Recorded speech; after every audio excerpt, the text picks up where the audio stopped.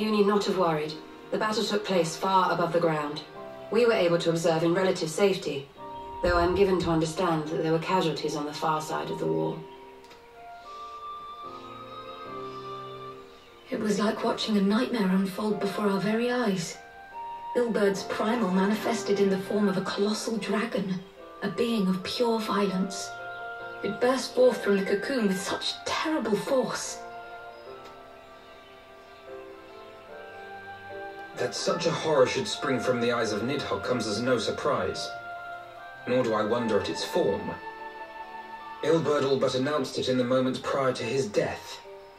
Plainly, it was his dying wish to visit a second calamity upon the Empire. And I am quite certain the abomination would have obliged had it not found itself outmatched by a mega. Gods!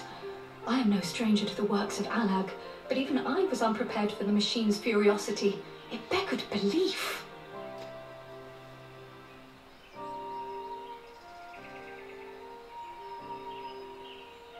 And how fares poor Ida in the midst of all this?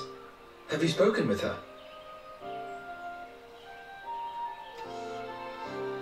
She's up on the platform, lost in thought. We deemed it best not to disturb her, but mayhap she would welcome some company after all. Shall we?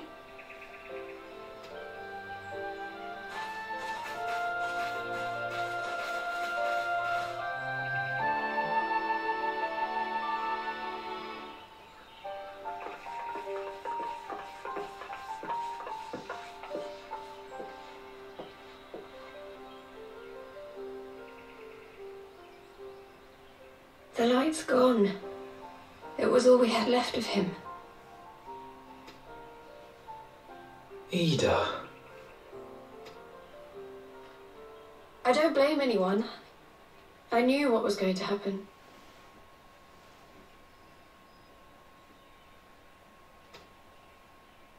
I knew the spell Papalimo meant to cast would drain away his life force. I knew that it would only buy us a little time.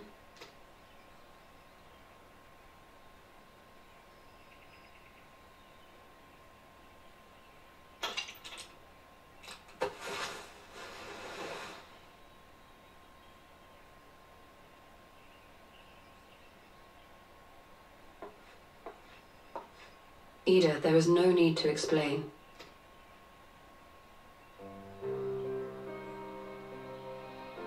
But there is. I can't hide in Papalimo's little shadow anymore, and I shouldn't hide behind my sister's mask. 20 years ago, on the day the Empire marched into Alamigo, I was still just a child, not even 5 summers old. My father had been one of the leaders of the revolution. He had fought to overthrow the Mad King, Theodoric. And my sister had fought alongside him. She was strong and kind, and always knew what to do.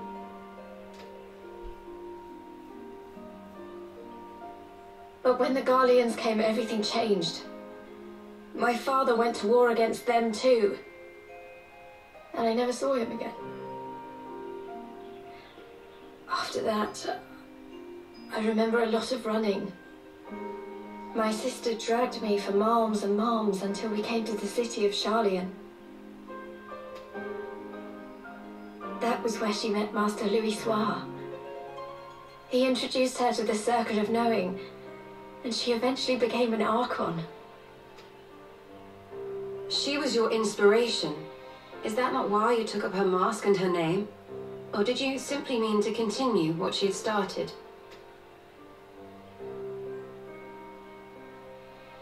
You've known all along, haven't you?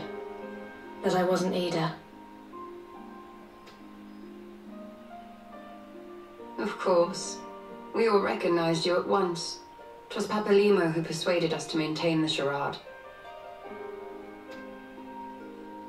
It was silly to think I could fool you. I knew that even then, but I sort of decided not to know.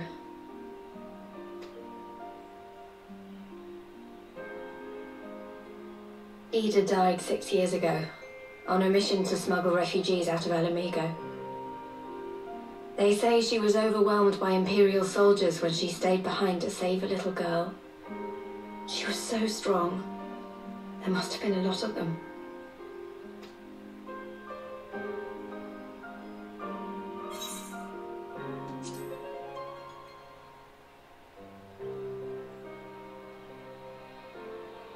I'm sorry for lying to you.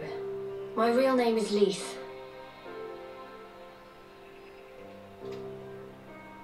When Papalimo brought me Ida's mask, it was meant as a keepsake, but I decided I wanted to be his new partner, to keep alive all the good that she had done.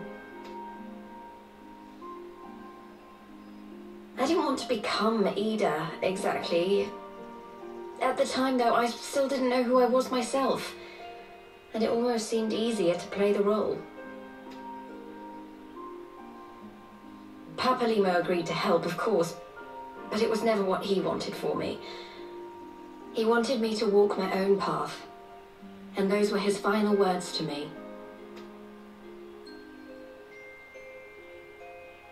The Archon's mark he gave me is faded, and my last excuse along with it.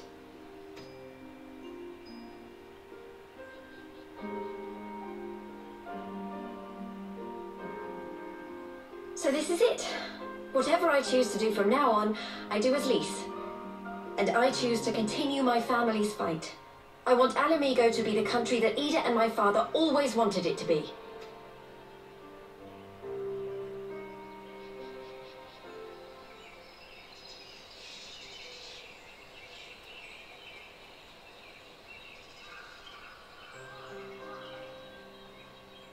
War is upon us once more. Do you regret standing against the Empire? Would you have chosen a different road, knowing what you know now? To claim that I never doubted the decision would be a lie. But I made my choice, and I have defended it with blade in hand ever since.